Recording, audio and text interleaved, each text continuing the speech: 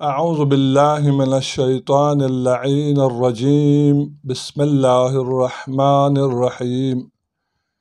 الحمد لله رب العالمين، وصلى الله على سيدنا محمد وآله الطاهرين، واللعنة على أعدائهم ومنكر فضائلهم وغاصب حقوقهم من الآن إلى لقاء يوم الدين.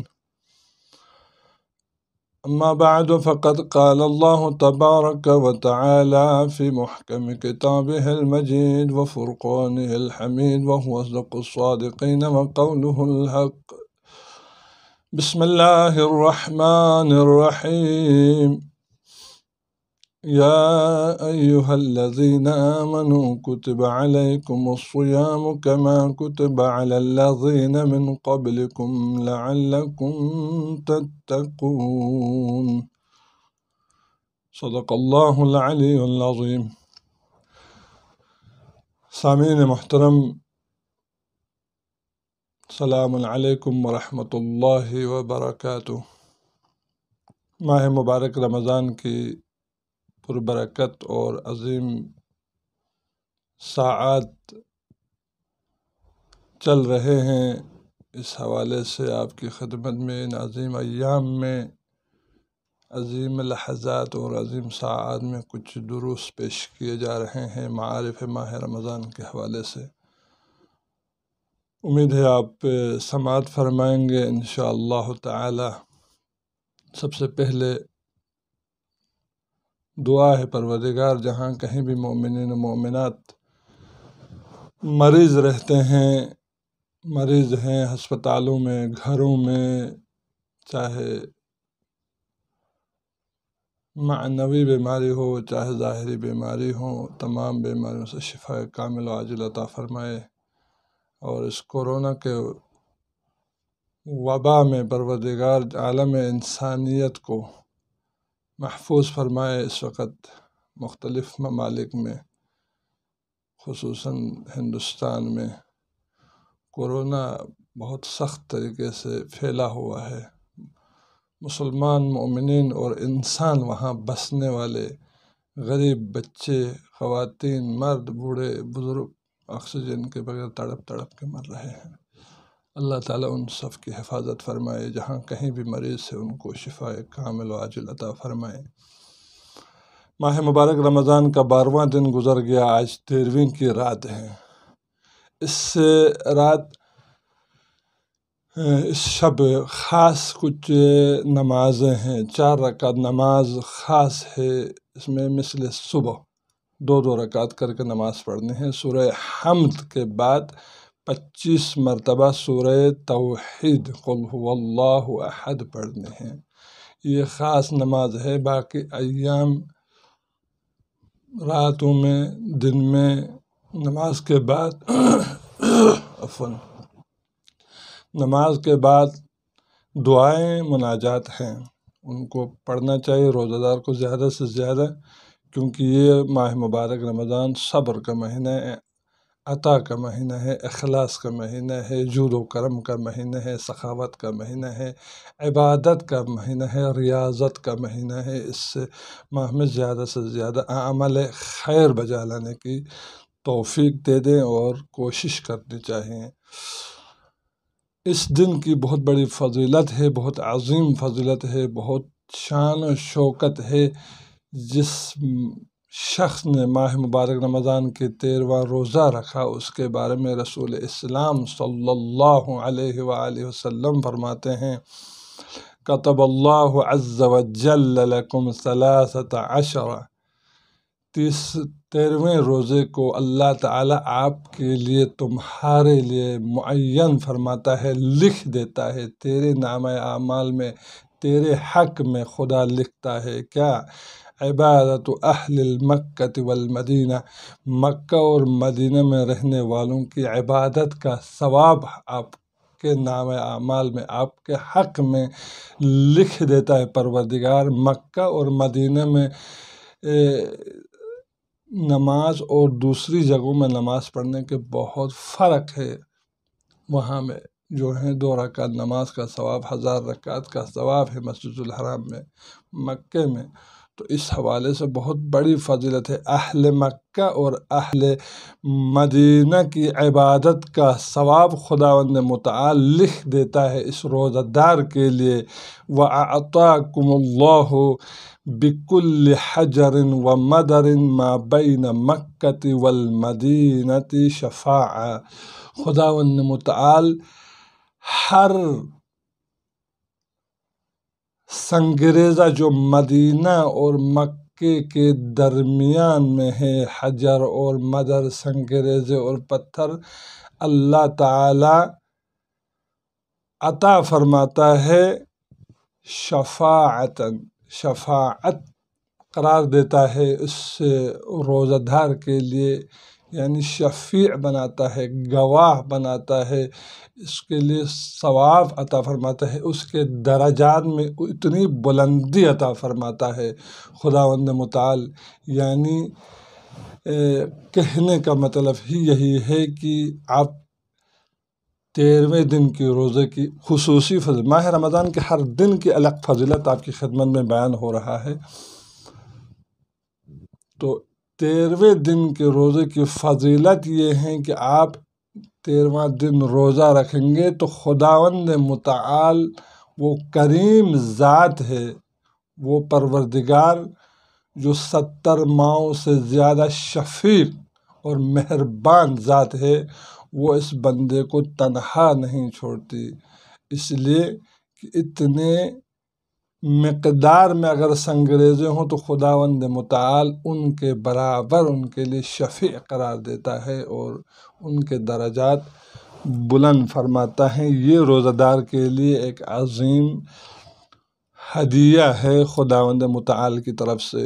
اس دن کی دعا ہے، 13ویں دن کی دعا، اللہم طہرنی فیہ من الدنس والاقذار، خدایا پروردگار مجھے اس دن ظاہری اور باطنی آلودگی اور گناہوں سے محفوظ فرما، نجاسات سے دور فرما، پاک فرما، ظاہری آلودگی اور باطنی آلودگیوں سے مجھے پاک فرما، گناہوں سے پاک فرما، خباثتوں سے پاک فرما۔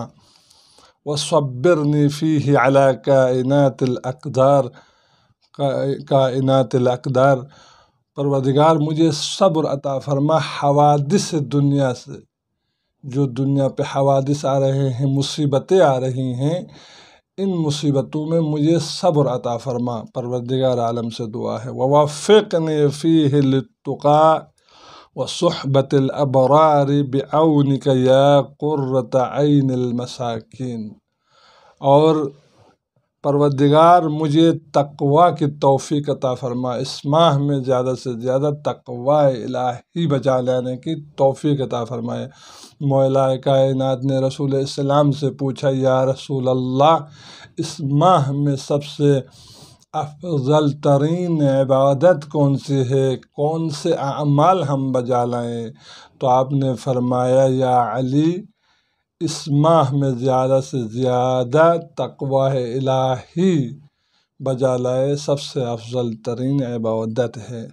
وصحبۃ الابرار، اور نیک لوگوں کی ہمنشینی عطا فرما، بعونک یا قرۃ عین المساکین، اے وہ پروردگار جو مساکین کی آنکھوں کی ٹھنڈک ہے، اپنے لطف و کرم سے مجھے نیک لوگوں کی ہمنشینی عطا فرما، تقوی عطا فرما، اور صبر کی توفیق عطا فرما، اور طہارت باطنی اور طہارت ظاہری سے مجھے دور فرما۔ یہ دعا تھی، اور اس دعا کے اندر جو کچھ نکات کی طرف جو اشارہ ہیں وہ یہ تھے۔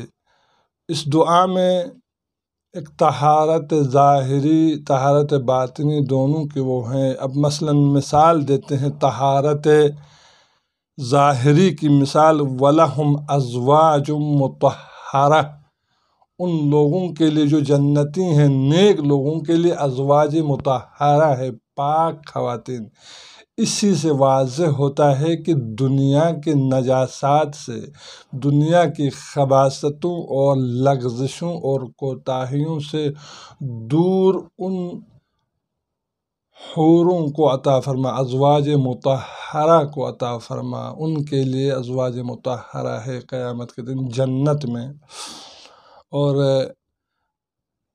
طہارت باطنی، واللہ یحب المطہرین، اللہ تعالیٰ پاک لوگوں کو چاہتا ہے، دوست رکھتا ہے۔ تو یہ طہارت باطنی ہے، طہارت ظاہری نہیں ہے، طہارت قلبی ہے۔